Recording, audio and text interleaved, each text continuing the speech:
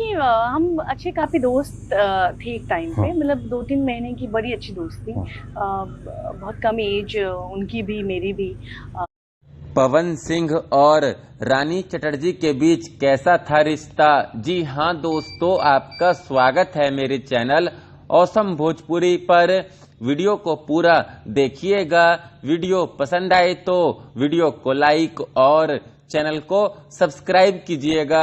दोस्तों, पवन सिंह और रानी चटर्जी के अफेयर की खबरें तो आपने भी जरूर सुनी होगी। ऐसे में दोस्तों, रानी चटर्जी के एक इंटरव्यू का एक क्लिप सोशल मीडिया पर काफी ज्यादा वायरल हो रहा है, जिसमें रानी चटर्जी बता रही है कि उनका पवन सिंह के साथ कैसा रिश्ता था।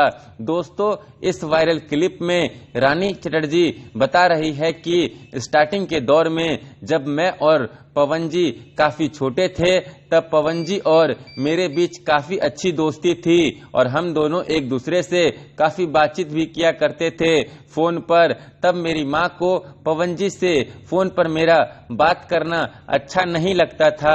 तब मेरी माँ ने एक दिन पवन जी को बोला कि मेरी बेटी से दूर रहो, जिस पर पवन जी ने रिएक्ट भी किया था। कि हम लोग बातें करते थे फोन पे, बट ये फोन के अलावा आगे बात कभी बढ़ी नहीं।